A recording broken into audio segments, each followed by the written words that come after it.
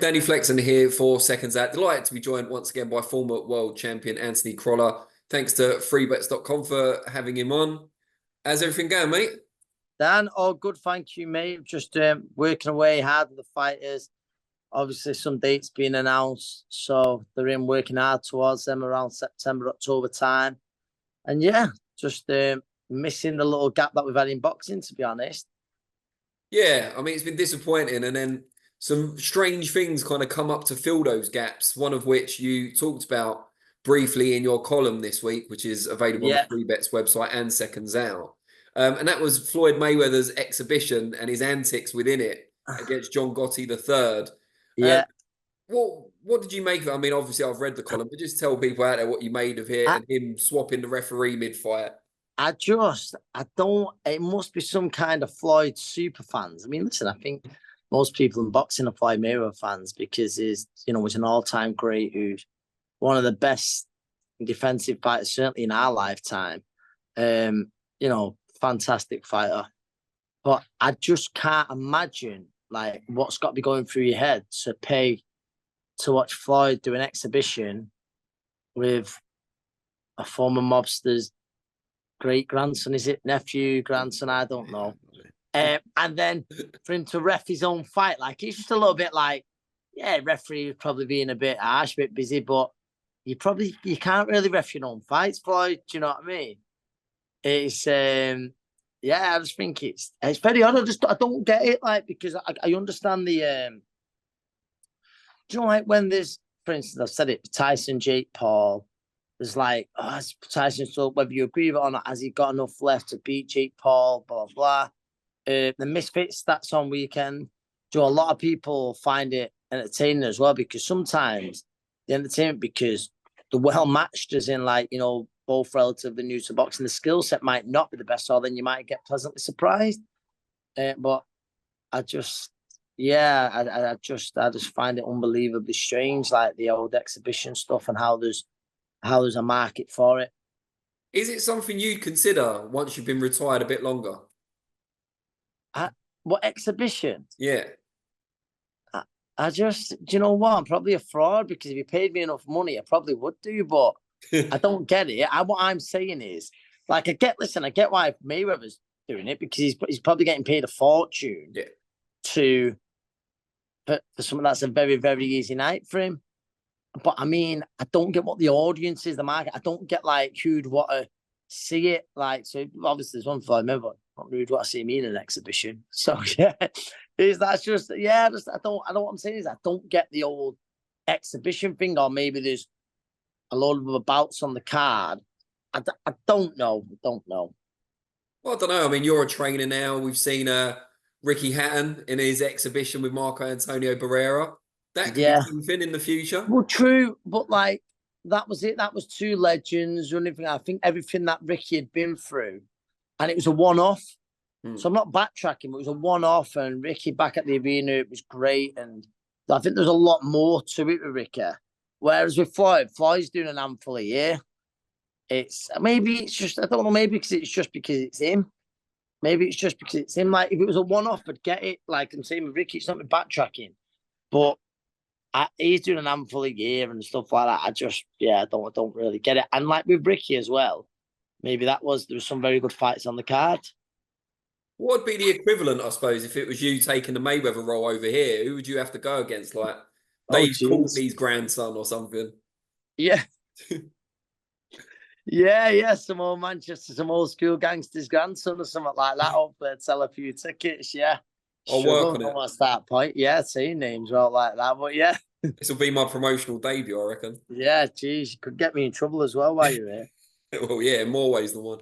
Yeah. But the main thrust of the column this week is, of course, the undercard that's recently been announced for Beterbiev and Bivol out in Saudi. Again, another Riyadh season show. Now, I thought you were quite generous calling the Chris Eubank Jr. fight underwhelming. I mean, on our podcast, I called it an absolute stinker. Yes. No, you probably are right. Maybe I'm trying to be a bit more correct. I think you're just being a bit more honest, and I think it is because, let's be honest, it was made pretty clear he wanted to keep busy fight by all the promoters. And then I know he's just signed with Boxer now, hasn't he? Yeah. But then obviously these cards that you work with all promoters. And the card. I mean, listen, some people might say, for instance, you know, Jack Massa, he's been handed a great opportunity. There's no denying he's a huge underdog. But there's that, there's that what if factor about it and, everything like that. And Jack's been handed that shot. But with Junior, I don't know. We wanted something a bit better, let's be honest. We did, and there's plenty of fights there. So it just, it just for me, just reeks of win this, pick up a big payday, and then, but listen, people say it's smart business. I don't know if the Conor Ben fight finally happens, or then does is he trying to hold on for the Canelo one, because by then that'll be done. I've just no idea, but like you said, it was very underwhelming. What's your view on kind of tick over or keep busy fights in general? Because from my understanding, when you reach world level, I can't remember you having many, if any. I think they're very dangerous. I think they're very dangerous. I think you're at risk of losing interest, sort of fans' interest, and sort of going with that. I think people, and I have no doubt Junior would happily fight him, but he fights a big name, makes a statement, then the pressure's cranked up then on your likes of Canelo and other fights for it to happen, where you just feel like, I don't know, maybe, I think, listen, Eubank Jr. will always sell on TV and stuff like that, and I don't mean tickets-wise, whoever it is. So I don't know, maybe it's that, and obviously he's not been out since the Liam rematch. Maybe that's what it is. I don't know, but yeah, it's we wanted a little bit more. What's your pick of the undercard from the fights that were announced? It's, you know what? There's some good fights. I think. Listen, I've mentioned Jai Opetaia, Jack Massa. I like that. Jack. I've got a lot of time for, and it shows you like one decent win there can put you right in line, for that world title shot. But listen, I really like Shakur Stevenson Cordina, because listen, I'm a big believer in. I've said it now. I believe Shakur Stevenson. I'd probably back him against anyone at lightweight, even Loma. And I know last time it might have not been flattering, but I think they'll always find a way to win. Probably got a little bit of that Andre Ward about him. But I think Joe is super, super talented, and I believe 130 was really taking its toll on him. It really took its toll on him, and he was arguably, number 1, 2 at super feather. So if he was moving up and taking that, arguably number 1, 2 at lightweight, it's a great fight. I think, obviously with Anto, I did think he ran out of steam, and all was the controversy of whatever, after it. But I do believe he was dead at the weight anyway, and Anto can really whack at that weight. So I just think too many people are overlooking it. Joe has got an amazing skill set as a Shakur Stevenson. And listen, if Joe was to do it, yeah, it'd be a big upset. But I really think he's going to do a lot better than everyone thinks. And Clark Waldley 2, or Waldley Clark 2, to get the right way around. Who do you think can adapt more out of the two of them from the first fight? That's a great fight. Obviously, I mean, that, like, you think that can't go wrong. But who do I think can adapt more? I think, listen, on paper, he'd probably be big fab on paper because, he's inexperienced. I don't mean as a pro, but, where he's come from. Obviously, big Fraser's he's seen world-class opponents as an amateur.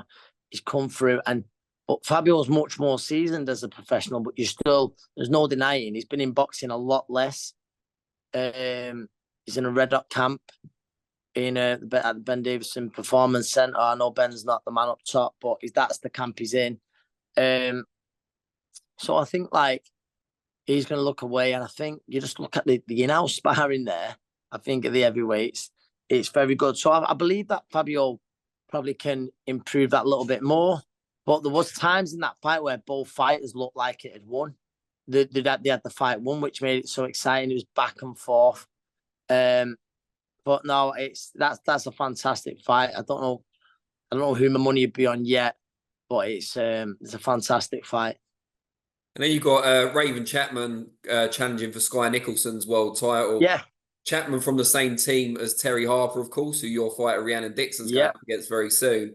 What do you make of that fight? I know you said in the column, Do you know- very good mesh of styles. I do. I think it's a very good mesh of styles because I think Raven, she's got a great engine, but not just that, she's a good pressure fighter. I don't want to say, oh, she's got a good engine. She's a good pressure fighter. I believe it will definitely be the toughest test of Sky's career. Is on paper, and I think it will be on the night. And I think this is probably a night where if Sky goes out there, wins, and can prove she can keep someone at bay, because I think the criticism of Sky can they keep an opponent off? I think if she looks good and manages to keep Chapman off, and I'm not suggesting moving Chapman's Amanda Serrano, but then that fight becomes a lot more realistic because I have no doubt, similar to Serrano, Raven Chapman will be bringing non-stop pressure against Sky Nicholson. How hard is it to be equally effective as a pressure fighter and as a back foot kind of punch picker? Because there's not many fighters out there that can do both as well as each other. No, I think, listen, there's Terence Crawford.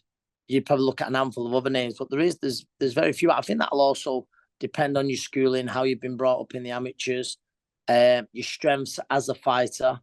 But it's so it's hard to say, which one's which. I'd probably say coming forward, being effective at the top level is probably the harder one. I do, because then you've got to be thinking about your defense every bit as much. I think people think about a fighter, and this is one thing that I thought when I don't name drop him. I was lucky enough to be close up when my friend lost to Canelo, Callum Smith, and people go on about combination punching, power, and stuff like that. Without a doubt, his best asset for me was his strength. His best strength for me was his defense. He was so good coming forward, and he offers such little target. And then the odd shot that comes through, he rides the shot like a lot of the Mexican fighters do. So I think it's probably a little bit harder defending on the front foot like that than, staying on the back foot. That's just my opinion. So, yeah, I think to make it at the very, very top level, it's probably a bit harder on the front foot. That's just my opinion. Great stuff. Really appreciate the insight, mate. I'll let you No go. I worries. know you're a busy man. But yeah, let's catch up again next week. We'll kill Dan. Catch up then, man.